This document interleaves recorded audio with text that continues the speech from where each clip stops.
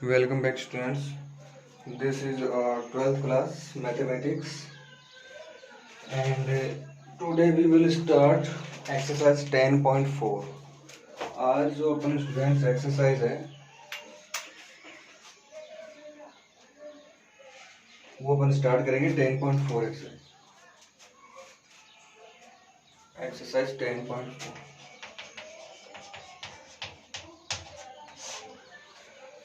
Students जो exercise है 10.4, this is about vector product. यानी ये जो 10.4 जो एक्सरसाइज है वो आपके वेक्टर प्रोडक्ट के बारे में है। यानी कि वेक्टर प्रोडक्ट जैसे अपन ने ना 10.3 थी, इसमें अपने स्केलर प्रोडक्ट किया था। आज अपन बात करेंगे वेक्टर प्रोडक्ट। नाम से देखो आपको पता चल रहा है वेक्टर प्रोडक्ट का मतलब है कि जब भी आप प्रोडक्ट करोगे तो आपके पास जो क्वांटिटी है वो कैसी आनी चाहिए, वेक्टर क्वांटिटी आनी चाहिए। जब आप जब आप इसका प्रोडक्ट करोगे तो आपके पास जो क्वांटिटी है वो कैसे आनी चाहिए, वेक्टर क्वांटिटी आनी चाहिए। Okay students, vector product.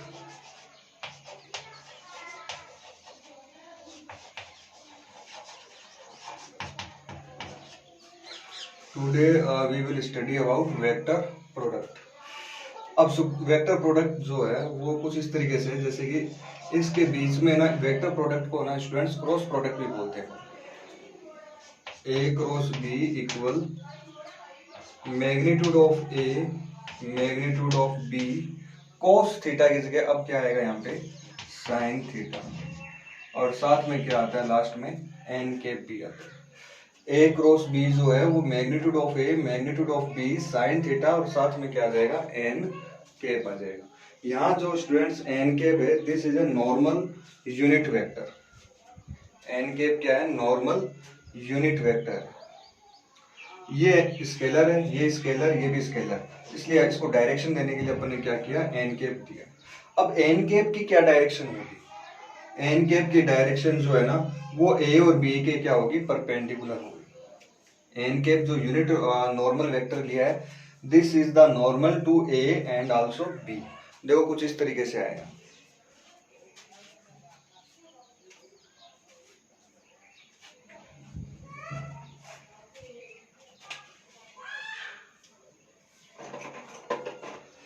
देखिए स्टूडेंट्स, मान लो सपोज करो दिस इज ए वेक्टर, ये क्या आपका ए वेक्टर है, और ये ए है, और ये मान लो बी वेक्टर है। आप इनका क्या कर रहे हो, क्रॉस प्रोडक्ट कर रहे हो, ए क्रॉस बी। तो देखो ए क्रॉस बी यानी कि ये तो है, देखो आपका ए, ऐसे देखो ये ए वेक्टर और ये बी वेक्टर है। आप अगर ना ए क्रॉस बी यानी इस तरीके से करोगे तो राइट हैंड से आपको इस तरीके से करना है। तो डायरेक्शन कहाँ है, बोर्ड से बाहर की ओर। अब ये वाली जो डायरेक्शन है ना, यानी ए क्रॉस बी करने के बाद जो वेक्टर आएगा, जैसे मान लो ये वाला वेक्टर आया, तो ये जो वेक्टर है ना वो इन दोनों वेक्टर के साथ क्या होगा, परपेंडिकुलर होगा। ये वेक्टर जो है वो ए के साथ भी परपेंडिकुलर होगा और बी के साथ भी क्या होगा, परपेंडिकुलर होगा। तो दोनों के साथ क्या आएगा, परपेंडिकुलर आएगा। तो वो यहाँ पे क्या है, एन कैप है। अब एन कैप तो क्या आपका यूनिट वेक्टर है, एन कैप तो क्या है students, unit vector. N cap जो है this is the unit vector. अच्छा स्टूडेंट्स, एन कैप आपका यूनिट वेक्टर है, और ये जो है ना magnitude of a magnitude of b, इससे ना इस ये जो पूरा सोल्व करने के बाद में आपके पास कोई वेक्टर आएगा, और वो वेक्टर है ना ए के भी परपेंडिकुलर होगा और बी के भी क्या होगा, परपेंडिकुलर होगा। ठीक है, तो ये है आपका वेक्टर प्रोडक्ट। अच्छा इसमें ना कुछ एक रूल्स है वो अपन समझ लेते हैं। मान लो थीटा इक्वल टू 0 आ जाए, थीटा इक्वल टू क्या आ जाए, 0 आ जाए। तो देखो थीटा अगर 0 है तो इसका मतलब क्या हुआ कि साइन 0 की वैल्यू क्या होती है, 0 होती है। इसका मतलब ए क्रॉस बी जो है वो आपका क्या आएगा, 0 वेक्टर होगा। ए क्रॉस बी जो है वो स्टूडेंट्स क्या होगा, 0 वेक्टर होगा। अच्छा थीटा की वैल्यू 0 कब होती है, जब कोई टू वेक्टर्स है ना एक दूसरे के क्या हो, पैरेलल हो, पैरेलल हो या फिर कोलिनियर हो। पैरेलल और कोलिनियर बात एक ही, पैरेलल हो या फिर कोलिनियर हो। पैरेलल हो या फिर कोलिनियर हो, इस केस में अपन कहेंगे कि अगर है ना ए और बी अगर पैरेलल है तो इसका मतलब ये है कि इन दोनों के बीच का एंगल ऑटोमेटिक क्या होगा, थीटा इज इक्वल टू 0 होगा।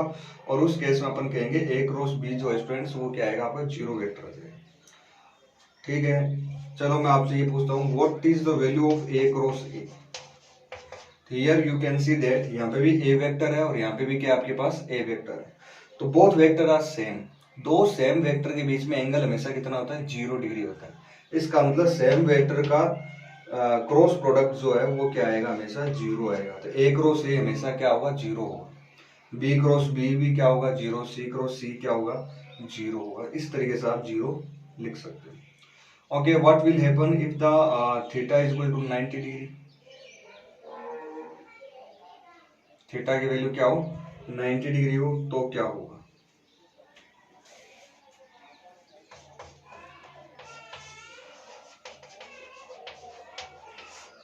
थीटा की वैल्यू 90 डिग्री हो तो साइन थीटा की साइन 90 की वैल्यू क्या होती है, 1 होती है। तो ठीक है, ए क्रॉस बी क्या आ जाएगा,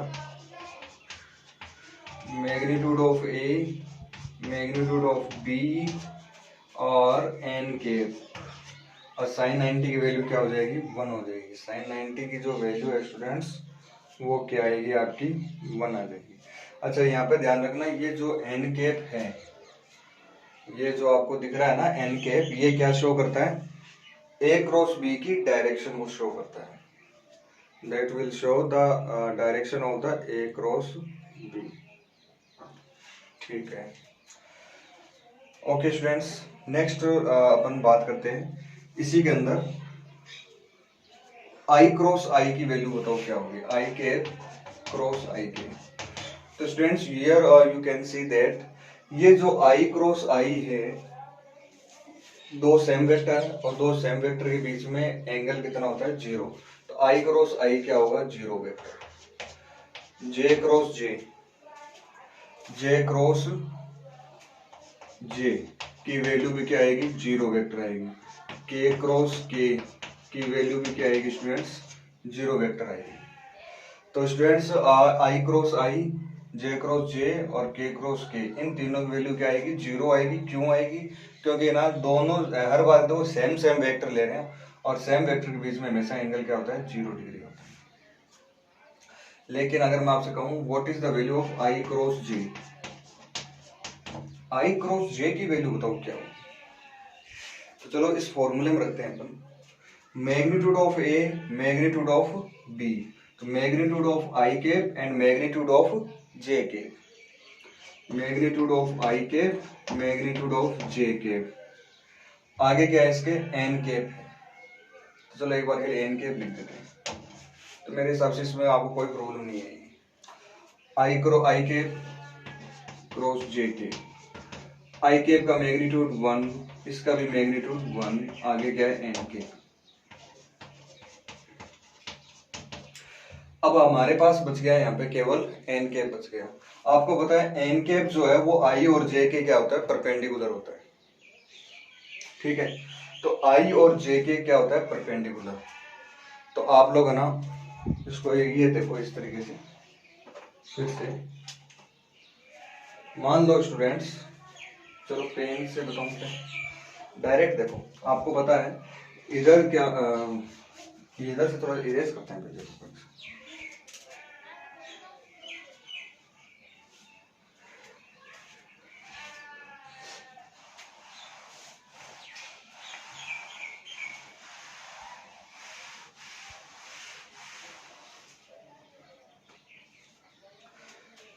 स्टूडेंट्स आपको पता है कि इस साइड में तो क्या होता है, आई कैप होता है।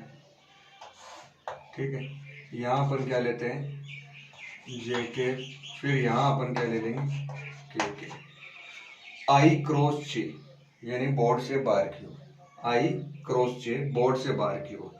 तो एन कैप है, इसकी डायरेक्शन क्या है, बोर्ड से बाहर की ओर, और बोर्ड से बाहर की ओर अपने पास क्या है, के कैप भी है।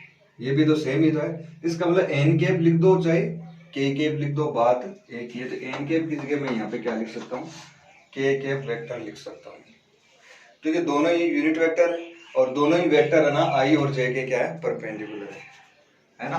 दोनों वेक्टर यूनिट वेक्टर, इसका मतलब एन कैप है ना वो किसके इक्वल हो सकता है, के कैप के इक्वल हो सकता है। अच्छा, आई क्रॉस जे की जगह अगर मैं जे क्रॉस आई करूं,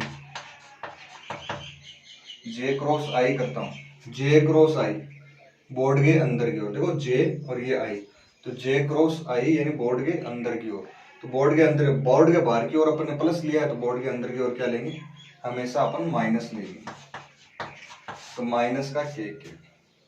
तो इस तरीके से है ना आपको स्टूडेंट्स ये चीज है ना वो आपको ध्यान में रखनी है कि आई क्रॉस जे है वो तो होगा के कैप के इक्वल, लेकिन जे क्रॉस आई है वो किसके इक्वल होगा, माइनस के कैप के इक्वल होगा।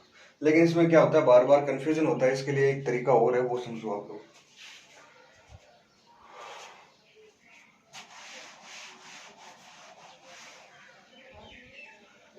देखो यहाँ पे ना एक यहाँ पे एक सर्किल बना लो, यहाँ लिख लेते हैं आई के, फिर लिख लो जे के, फिर अपन लिख लेते हैं के। अब है ना अगर ऐसे चले सर्किल तब तो लेना पॉजिटिव, उल्टा चले तब क्या ले लेना, नेगेटिव। जैसे कि आई क्रॉस जे, इसकी वैल्यू देखनी है, तो आई और यहाँ पे जे, तो ऐसे तो चल रहा है, तो आगे वाला आ जाएगा प्लस का के। लेकिन अगर आप जे क्रॉस आई कैप चलते हो, तो जे क्रॉस आई, तो सर्किल तो आपको ऐसे चलना चाहिए, लेकिन आप चल रहे हो एंटी क्लॉकवाइज, तो आएगा तो के कैप, लेकिन वो किसका लिख देना, माइनस का। इस ये जो एरो है ना, इन एरो का अगर आप उल्टा चलते हो तब तो आ जाएगा नेगेटिव साइन, अदरवाइज क्या आएगा, पॉजिटिव साइन आएगा। तो ये चीज है ना स्टूडेंट्स, वो आप लोग थोड़ी सी ध्यान रखना कि कब पॉजिटिव आएगा और कब नेगेटिव आएगा,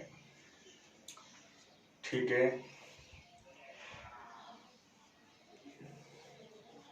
तो ये हुआ आपका वेक्टर प्रोडक्ट, इसमें थीटा की वैल्यू 90 डिग्री हो, उसका भी मैंने आपको बता दिया, थीटा की वैल्यू 0 हो, उसका भी अपन ने कर लिया। थीटा की वैल्यू अगर 180 हो तो भी ना ए क्रॉस बी जो है वो क्या आएगा, 0 आएगा, क्यों, साइन 180 की वैल्यू क्या होती है, 0 ही होती है।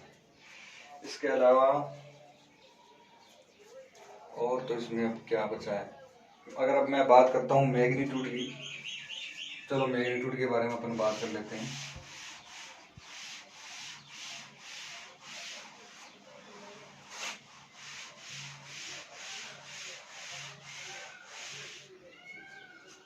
आपको पता है कि here a cross b vector is magnitude of a, magnitude of b sine theta and के।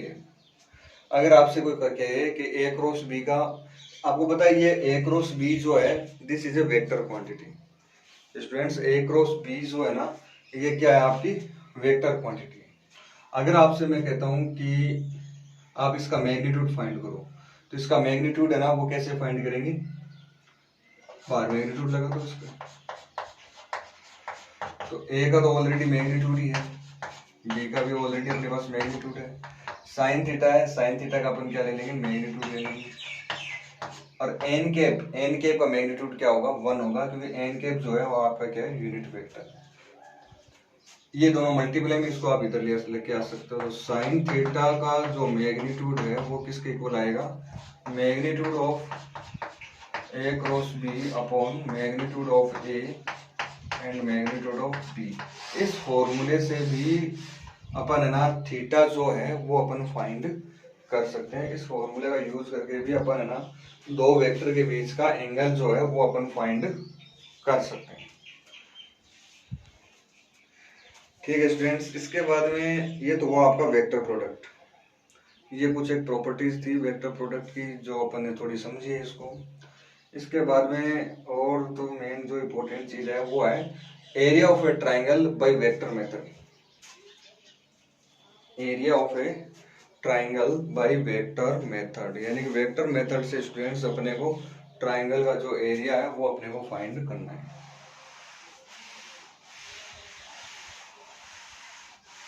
एरिया ऑफ ए वेक्टर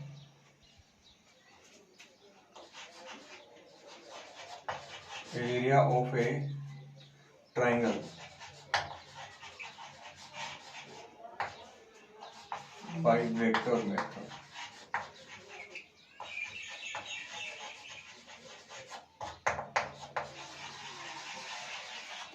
हमें स्टूडेंट्स कोई भी ट्राइंगल हो, कोई भी ट्राइंगल उस ट्राइंगल का एरिया फाइंड करना है वेक्टर मेथड से। कौन सा वाले मेथड से? वेक्टर मेथड से। जैसे कि मान लो आपके पास ये ट्राइंगल दे रखा है कुछ इस तरीके से, ये पॉइंट ए हो गया, बी हो गया, सी हो गया, इधर एक वेक्टर काम कर रहा है आपका ए वेक्टर, इधर वाला वेक्टर क्या हो गया बी वेक्टर, इधर वाला वेक्टर कुछ भी मान लेना सी डी जो भी है। और ए और बी के बीच का जो एंगल है स्टूडेंट वो मान लेते हैं कितना है, थीटा है। ए और बी के बीच का जो एंगल है students this is the theta. कोई भी ट्राइंगल हो उसका एरिया फाइंड करने के लिए दो चीजों की जरूरत पड़ती है। नॉर्मल जो बेसिक फॉर्मूला जो है एरिया फाइंड करने का उसके अकॉर्डिंग बता रहा हूँ मैं कि कोई भी ट्राइंगल हो उसका किसी भी ट्राइंगल का अगर एरिया फाइंड करना है तो basically we need two things. एक तो बेस चाहिए और उस बेस पर परपेंडिकुलर चाहिए, बेस और परपेंडिकुलर। तो फॉर्मूला अपना जो है ना 10th क्लास वाला हाफ बेस इनटू हाइट वो अपन फाइंड कर सकते हैं। तो देखो बेस तो मेरे पास है ये रहा बी, इसको यहाँ बीच में लिखता हूँ। बेस तो अपने पास ये रहा, परपेंडिकुलर नहीं है तो अपने एक काम करते हैं एक परपेंडिकुलर डाल देते हैं इस पर और ये वाला एंगल कितना हो गया थीटा हो गया। ठीक है, ये वाला एंगल क्या हो जाएगा थीटा हो जाएगा। अच्छा ये वाला जो एंगल है स्टूडेंट्स ये क्या बन गया आपका राइट एंगल ट्राइंगल। और राइट एंगल ट्राइंगल में आपको पता है साइन थीटा इक्वल क्या होता है perpendicular upon CBP upon hypotenuse. Perpendicular theta के सामने वाली साइड क्या होती है परपेंडिकुलर होती है, सीडी नाम दे दो उसको। थीटा के सामने वाली परपेंडिकुलर होगी यानी कि सीडी होगी अपॉन हाइपोटेनस क्या है ए वेक्टर है, लेकिन अपने को ए वेक्टर का क्या लेना है मैग्नीट्यूड लेना है, तो मैग्नीट्यूड ऑफ ए वेक्टर। तो सीडी जो है वो आ जाएगा magnitude of a vector sine theta. तो students here you can see I think there is no problem. Okay perpendicular निकल गई आपके पास सीडी आ गया और ए बी क्या बेस है। तो एरिया फाइंड करने का फॉर्मूला क्या होता है half base into height. This is the formula to find the area of any given triangle. Half base तो स्टूडेंट्स बेस जो है वो है आपका b vector but we need only magnitude of this vector. अपने को केवल है ना इस वेक्टर की क्या लेना है मैग्नीट्यूड ही लेना है। पहले मैं हाइट लिख देता हूँ, हाइट कितनी आई थी सी डी और बेस कितना है ए बी, फिर 1/2 सी डी, सी डी कितना है ए साइन थीटा और ए बी यानी बेस कितना है मैग्नीट्यूड ऑफ बी वेक्टर। तो स्टूडेंट्स मेरे पास है ना ये बन गया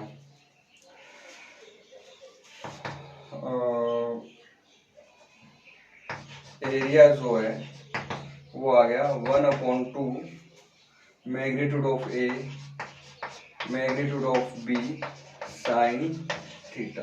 ये आ गया finally I got magnitude of a magnitude of b sine theta. अच्छा अभी जस्ट थोड़ी देर पहले की बात है अपन ने एक चीज देखी थी यहाँ पे ए क्रॉस बी क्या होता है magnitude of a magnitude of b sine theta n k. लेकिन अगर आप इसका मैग्नीट्यूड लोगे तो इसका मैग्नीट्यूड इसका भी मैग्नीट्यूड ये दोनों सेम ही दे रखे हैं। साइन थीटा खुद क्या है एक मैग्नीट्यूड स्केलर क्वांटिटी है, इसका मैग्नीट्यूड लेना नहीं है आपको जरूर। अच्छा लगा दोगे तो गलत भी नहीं, जैसे मैंने पिछली बार लगाया था, अगर नहीं लगाते हो तो कोई जरूरी नहीं है। और एन के ये आपका यूनिट वेक्टर है, इसका मैग्नीट्यूड क्या होता है 1 होता है। तो ये वैल्यू आप देख सकते हो किसके इक्वल है a magnitude of a magnitude of b sine theta किसके इक्वल है ए क्रॉस बी के मैग्नीट्यूड के इक्वल है। ए क्रॉस बी के मैग्नीट्यूड के क्या है स्टूडेंट्स इक्वल है। तो मैं यहाँ पे क्या लिख सकता हूँ ए क्रॉस बी लिख सकता हूँ। तो एरिया का जो फॉर्मूला है स्टूडेंट्स वो हो जाएगा वो half magnitude of a cross B. This is the formula to find the area of any given triangle by vector method. यानी आपको कोई 2 वेक्टर्स दे दिए, अगर आपको 2 वेक्टर्स दे दिए तो आपको ना स्टूडेंट्स ये इस मेथड से आप इजीली ना ये फाइंड कर सकते हो। तो ये एरिया आ जाएगा आपके पास। ये क्या आ जाएगा students, you will got area. ठीक है, तो ये हुआ ट्राइंगल का एरिया। अच्छा, साथ में इसमें एक नया टॉपिक और students, area of a parallelogram. Parallelogram students, parallelogram का एरिया कैसे फाइंड करोगे? वही वेक्टर मेथड से। देखो पैरेललोग्राम कुछ इस तरीके से होता है ना। ये आपका पैरेललोग्राम है, ये ए वेक्टर हो गया, ये वाला बी वेक्टर हो गया। आप इन्हें इस पैरेललोग्राम के 2 टुकड़े कर दो तो 2 ट्राइंगल मिलते हैं आपके पास। कितने ट्राइंगल मिलते हैं? 2 ट्राइंगल। यानी 2 ट्राइंगल को ऐड करो, पैरेललोग्राम बन जाएगा और पैरेललोग्राम का एरिया फाइंड हो जाएगा।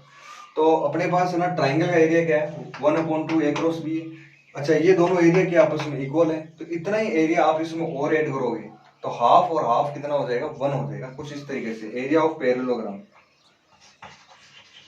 पैरेललोग्राम का जो एरिया है वो हो जाएगा हाफ ए क्रॉस बी प्लस हाफ ए क्रॉस बी। देखो नीचे वाला ट्राइंगल और ऊपर वाला ट्राइंगल दोनों का एरिया क्या होना चाहिए? सेम होना चाहिए। इसका मतलब जितना ये है उतना ही सेम, और हाफ क्या हो जाएगा? 1 हो जाएगा। तो ये स्टूडेंट क्या हो जाएगा? Area of parallelogram. A cross b करो, ए क्रॉस बी फाइंड करो और ए क्रॉस बी फाइंड करके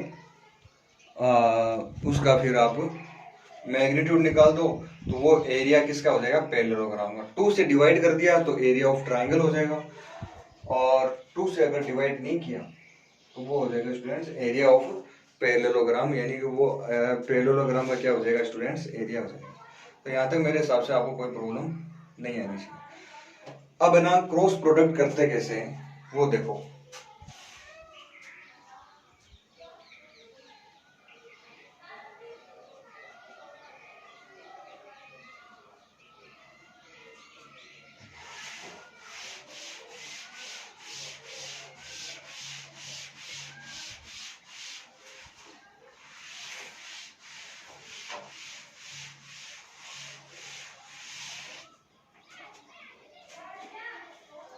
अब क्रॉस प्रोडक्ट करना कैसे है वो देखिए आप लोग बोर्ड भी।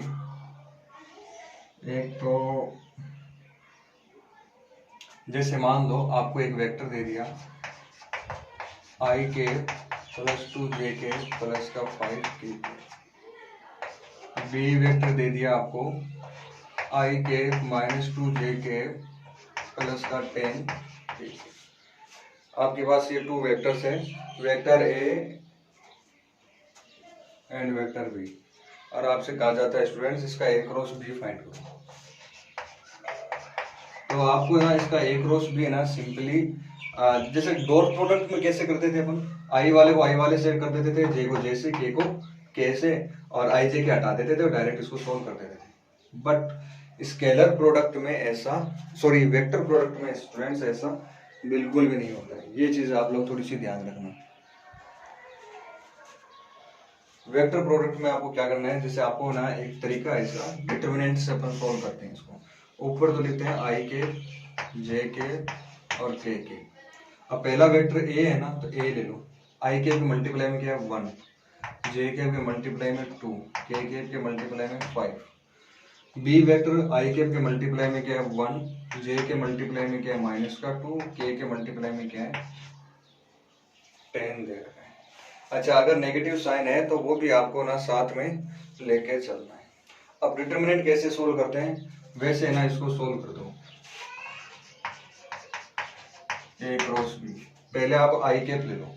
सबसे पहले स्टूडेंट्स क्या लोगे आप? आई कैप। आई कैप लोगे तो आप इस कॉलम को और इस रो को आप छोड़ सकते हो। तो आपके पास आएगा, मैं पहले ले लेता हूँ आई कैप। तो आपके पास आएगा 10 को 2 से मल्टीप्लाई करोगे तो 20। अच्छा, यहाँ पे ऑलरेडी माइनस होता है और यहाँ पे भी माइनस है, तो माइनस माइनस क्या हो जाएगा प्लस, 5 2 जा 10, माइनस का जे के 10 - 5 प्लस स्टूडेंट्स के, तो -2 और -2 ये आ जाएगा आपके पास A cross B 30 IK minus का 5 JK माइनस का 4 KK। तो ये आ जाएगा स्टूडेंट्स आपका A क्रॉस B। इस तरीके से आपको ना क्रॉस प्रोडक्ट करवाना है with the help of determinant method. Determinant से आप ना कोई भी टू वेक्टर्स है उसका आप क्रॉस प्रोडक्ट करवा सकते हो। अच्छा, A क्रॉस B और B क्रॉस A क्या इक्वल होंगे आपस में? क्या A क्रॉस B और B cross A both are equal और नॉट? तो students we will say these are not equal, ये इक्वल नहीं होंगे। A क्रॉस B अगर प्लस का है तो B क्रॉस A क्या होगा? माइनस।